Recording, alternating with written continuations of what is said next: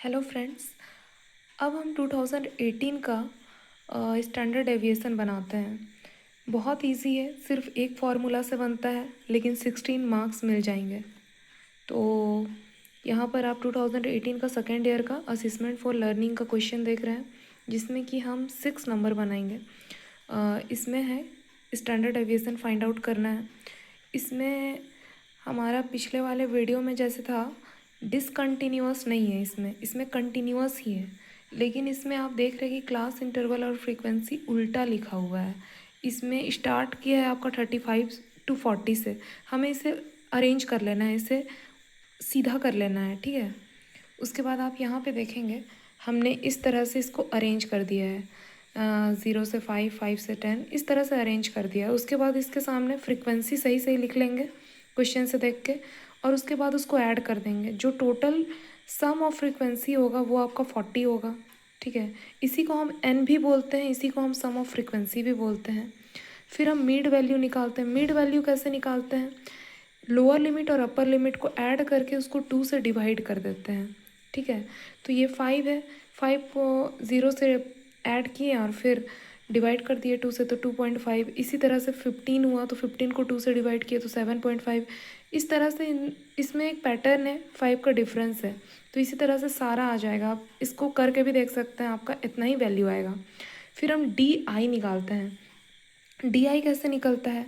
D I आपका निकलता है एक्स आई में ए माइनस करते हैं और एच डिवाइड करते हैं। ए क्या है? हम अज्यूम करते हैं मिड वैल्यू में किसी भी एक टर्म को, और एच क्या है? इस इंटरवल के बीच का डिफरेंस। तो हम यहाँ पर एक्स आई मान लीजिए कि हम 2.5 लिए हैं, और ए अज्यूम कर लिए हैं किसी भी बीच वाले टर्म को हम अज्यूम करते हैं। इसमें तो 8 टर्म है, तो हमें किसी को भी अज्यूम करना है। अगर 9 टर्म होता तो हम बीच वाले को करते हैं। अब इसमें भी एक पैटर्न आप देखेंगे, जैसे कि हम 17.5 है, ठीक है। 2.5 में हम 17.5 को माइनस किए, ठीक है। और उसके बाद उसको जो डिफरेंस है 5 है ना डिफरेंस, एच, उससे डिवाइड कर दिए। तो आप देख रहे हैं कि 2.5 माइनस 17.5/5, तो कितना हुआ? 15 माइनस 15/5, तो -3 आ गया। उसी तरह से आप कीजिएगा बाकी को भी, तो आपका इस तरह से पैटर्न आ जाएगा, -3, -2, -1। फिर यहाँ पर ये दोनों माइनस हो जाएगा, एक्स आई ए दोनों 17.5 है, तो 0 से जो भी डिवाइड करेंगे, मल्टीप्लाई करेंगे, सब 0 हो जाता है। तो फिर इसी तरह से पैटर्न बनेगा। इसमें हमें कुछ कैलकुलेट नहीं करना है। फिर एफ आई डी आई निकालना है। तो एफ आई डी आई क्या है? एफ आई और डी आई, इसको मल्टीप्लाई करते जाएंगे तो ये आ गया। इसके बाद इसको ऐड कर देंगे, ठीक है। तो ये 52 आया। फिर ये डी आई स्क्वायर है, तो डी आई ये था, इसको हम स्क्वायर कर लिए, ठीक है। उसके बाद फिर हम F I D I square को बनाते हैं, तो ये कंटिन्यू मल्टीप्लाई हो जाएगा, एफ आई और फिर D I, sorry D I, तो ये मल्टीप्लाई हो जाएगा और इस तरह से हम लिखेंगे। उसके बाद इसको भी ऐड कर लेंगे तो हमारा 180 आ रहा है, ठीक है। तो फिर हम देखते हैं, अज्यूम हमने क्या किया था? 17.5 किया था। उसके बाद एन क्या था? आपका 40 था। उसके बाद एच क्या था? 5 था। फिर हमने ये समीशन क्या था? एफ आई डी आई, ये 52 है, ये आपका 180। अब हम फार्मूला पुट करते हैं, यही है आपका स्टैंडर्ड डेविएशन का फार्मूला। तो इसमें हम क्या देखते हैं कि जो आपका सिग्मा स्क्वायर है is equal to H square by N square, फिर आपका ब्रैकेट के अंदर है एन, और फिर है summation F I D I square, ठीक है। F I D I square है यहाँ पर, ठीक है। और उसके बाद ब्रैकेट में देख रहे हैं एफ आई डी आई है, और उसके बाद स्क्वायर है। तो यहाँ कौन सा वैल्यू पुट होगा? यहाँ पर ये वाला वैल्यू पुट होगा।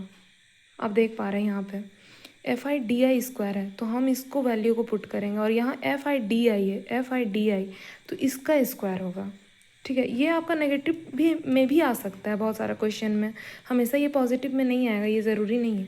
उसके बाद हम वैल्यू जैसे ही पुट करते हैं और इसको सॉल्व करते हैं, तो ये हमारा वैल्यू आ जाता है सिग्मा स्क्वायर का। तो अब ये स्टैंडर्ड डेविएशन तब बनेगा जब हम इसको रूट को सॉल्व करेंगे। अब भाई रूट सॉल्व करना तो बहुत मतलब माथा दर्द है, अब इसको हम कैसे करें? तो अब देखिए, इसका मैंने एक शॉर्टकट निकाला है फॉर एग्ज़ाम पर्पस, और मुझे मैथ्स में आगे वैसे कुछ करना भी नहीं है, तो फिर मैंने इसका शॉर्टकट निकाला है। अब देखिए, आप रूट के अंडर 695 है, ठीक है। अब हमें देखना क्या है, स्क्वायर रूट में, ठीक है। अब मान लीजिए यहाँ पर देखिए कि ये आपका स्क्वायर रूट लिखा हुआ है, ये 11 से 20 तक का है, ये आपका है 21 से 30 तक का है, ठीक है। तो हम क्या करेंगे ना, हम देखते हैं कि ये जो आपका वैल्यू आया है 695, इसके अंदर कौन सा आ रहा है। तो इसके अंदर आपका आ रहा है 21, 22, 23, 24, 25, 26। तो इसके अंदर आपका वैल्यू आ रहा है 26 का स्क्वायर, 676। तो हम क्या करेंगे ना, इसमें आपका वैल्यू सबसे पहले पुट करेंगे।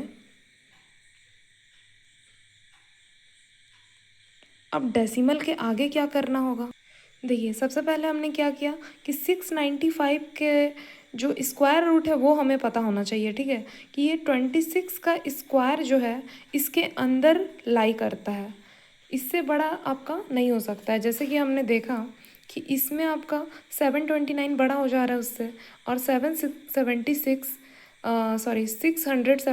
जो है उसके अंदर लाई कर रहा है। तो हम इसका स्क्वायर रूट को लिखेंगे, ठीक है। 26 हमने लिख दिया, अब इसके आगे डेसिमल लगा दिया। अब इसमें क्या करना है, अब बहुत शॉर्टकट सा ट्रिक है, ठीक है। हम क्या करेंगे कि 695 में 676 को माइनस कर देंगे, तो हमारे पास वैल्यू का आएगा, क्या आएगा, हमारे पास वैल्यू आएगा 19। अब 19 को करना क्या है, जो 26 था, ठीक है, इसको हम और 26 से ऐड कर देंगे तो 52 आया। अब 19/52 कर देंगे। अब 19 to 52 कर दिए। अब इसको हम जितना से भी करेंगे, ठीक है, मान लीजिए कि हम यहाँ डेसिमल लगाएं और फिर यहाँ पर ज़ीरो लगा दिए। अब हम देख रहे हैं कि ये 3 से तो मल्टीप्लाई होगा तो ये इससे डिवाइड हो जाएगा, लेकिन 4 से जब करेंगे तो नहीं हो पाएगा। तो यहाँ पर हम 3 कर दिए और आगे जो भी हो। तो हमें क्या करना है, यहाँ पे डेसिमल के बाद 3 लिख देना है। अब ये आपका हो गया सॉल्व।